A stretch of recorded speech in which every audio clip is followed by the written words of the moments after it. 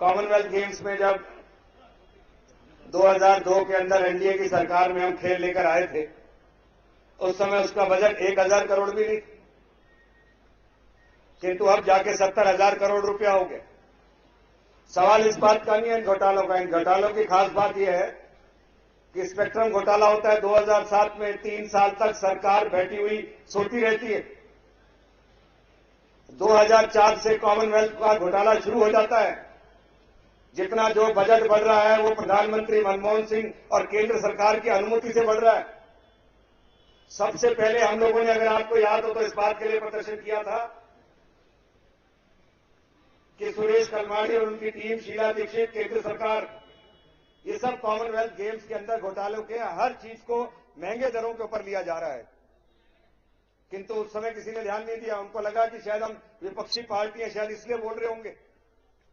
किंतु अब एक एक परत दर परत जो खुलते जा रहे हैं सारे घोटाले, वो आपके सामने है।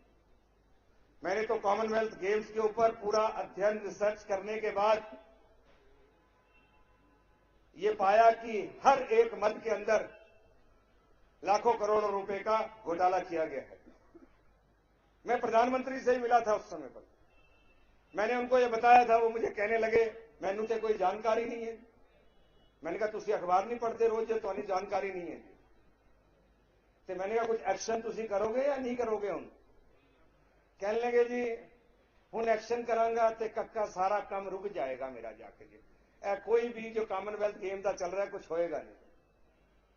मैंने उनको कहा, अगर नहीं करोगे तो ये सब सुरेश कलमाड़ी एंड कंपनी, शीला दीक्षित, ये रुकेंगे नहीं भ्रष्टाचार के अंदर। और आज आप देख रहे हैं ओवरलेज, दूसरे सब के चीज के आसमान के ऊपर दाम है। मैं सिर्फ इस अवसर पर एक बात कहने आया हूं। पिछले दिनों में दिल्ली के अंदर बहुत घूमा, बहुत सारी बैठकें मैंने की। उन बैठकों में मैं लोगों से पूछता था कि कितने लोग ए राजा को जानते हैं, तो सिर्फ 10 हाथ खड़े होते थे उस समय जाके। और जब मैं उनको बुला के कहता था, जरा कुछ बता दीजिए इस घोटाले के बारे में, तो लोग ज्यादा से ज्यादा ये बता पाते थे, जी लाखों करोड़ों का घोटाला हो गया, हमको इतना पता है। क्या 2G स्पेक्ट्रम है, क्या ए राजा है, किस तरह से घोटाला हुआ, उसमें प्रधानमंत्री का क्या दोष, सोनिया जी का क्या दोष, उसके बारे में कोई डायरेक्ट किसी को सीधी जानकारी नहीं है। कॉमनवेल्थ गेम्स का घोटाला हुआ, आम आदमी को जानकारी नहीं। और अगर मेरी बात आपको सत्य नहीं लगती हो तो आप भी जाके मीटिंगें करिए। मीटिंग करने के बाद आपको पता चलेगा कि हम जो प्रदर्शन कर देते हैं और उससे सोचते हैं कि सारी दुनिया अखबार पढ़ रही है, सब लोगों को मीडिया के माध्यम से सब चीजों की जानकारी मिल रही है, वो जानकारी सब लोगों को डिटेल्स में होती नहीं। उनका गुस्सा जो है उसमें भरता नहीं है अंदर गुस्सा।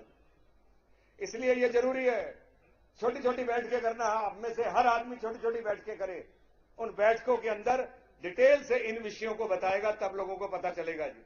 और इस बात को एक बात से और जोड़ना है कि ये जो 1,76,000 करोड़ रुपया आपका रुपया था जिसको लोग खा गए। एक बार मैंने उनको कहा, ये रुपया आपका था, खा गए। उसने पर्स निकाला, अंदर से पैसे गिने, कहने लगे, गोयल साहब हमारे तो पूरे 5,000 रुपए पर्स के अंदर है, हमारा कहां से खा गए? तो इसलिए जब तक लोगों को इन घोटालों के बारे में जा जाके नहीं बताएंगे, तो ये समझ लीजिए तब तक सिर्फ हमको जानकारी हो, उससे काम चलने वाला नहीं है।